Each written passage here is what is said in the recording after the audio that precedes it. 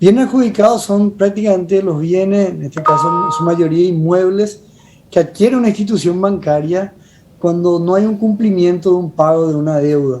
Es decir, ya sea a través, generalmente un préstamo hipotecario puede ser, o en el caso que haya habido un inmueble como un colateral. Cuando en este caso la persona, la empresa no puede cumplir con sus obligaciones, bueno, el banco, la institución financiera toma como garantía ese bien. Y acá nos pareció importante traer porque había un aumento considerable.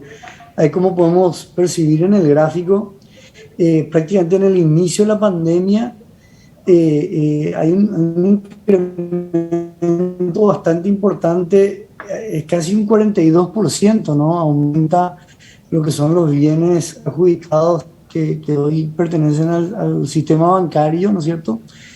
Eh, y esto tiene que ver obviamente con la calidad del crédito. Podemos ver cómo seguramente esto ha impactado en la capacidad de pago de mucha gente.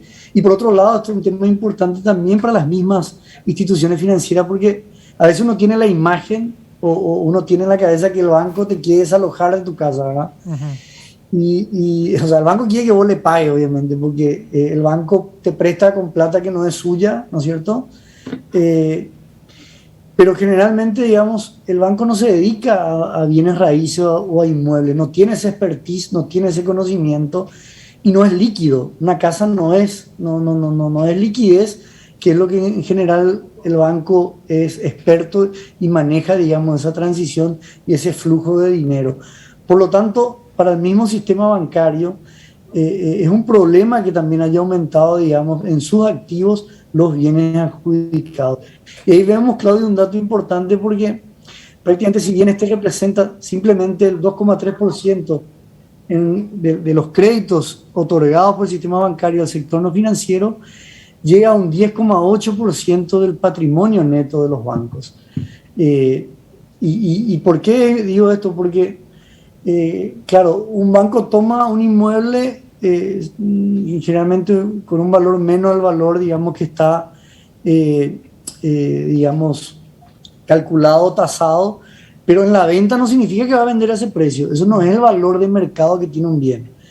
El banco puede vender más si es experto, astuto, qué sé yo, o puede vender a mucho menos de ese precio en el caso necesite esa liquidez, ¿verdad? Y si vemos en el gráfico siguiente, Claudio, Sí. eh, ahí vemos cuáles son las instituciones financieras que poseen, digamos, en participación total, digamos, una mayor posesión de los bienes adjudicados, digamos. Ahí le tenemos al Banco Continental liderando, le sigue al Banco Regional, al Banco Río, a Sudameris y GNB. Eh, y esto significa, como yo te decía, Claudio, también un desafío importante. Los bancos tienen medidas excepcionales hoy por la pandemia, pero habría que ver en la medida que se acabe los efectos de la pandemia y, entre comillas, podamos volver a la normalidad, también cómo el Banco Central, que es el que controla y supervisa a las instituciones bancarias y también en este caso a los bienes adjudicados que ellos poseen, las previsiones, es decir, cuando un banco no logra vender en un cierto tiempo determinado, tiene que previsionar ese inmueble.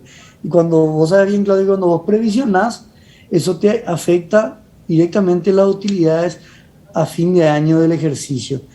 Y en el último, ahí para compartir, Sí. en el último, bueno, en este penúltimo ahí vemos que en verdad el crédito por parte de la institución financiera ha ido en aumento.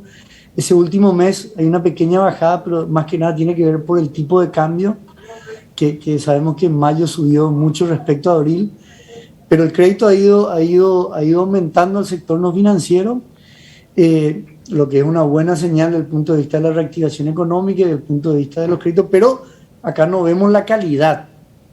Y ahí tiene que ver las tres R famosas: refinanciación, reestructuración, como también este punto que veíamos. Licenciado, disculpe que Y la por eso, para interrumpa. finalizar, ahí Sí, Claudio, en el último gráfico para compartir a la sí. audiencia, estas son las previsiones que también en parte han ido aumentando en volumen, pero siempre se han mantenido en un 16% respecto al total de los bienes adjudicados, ¿no?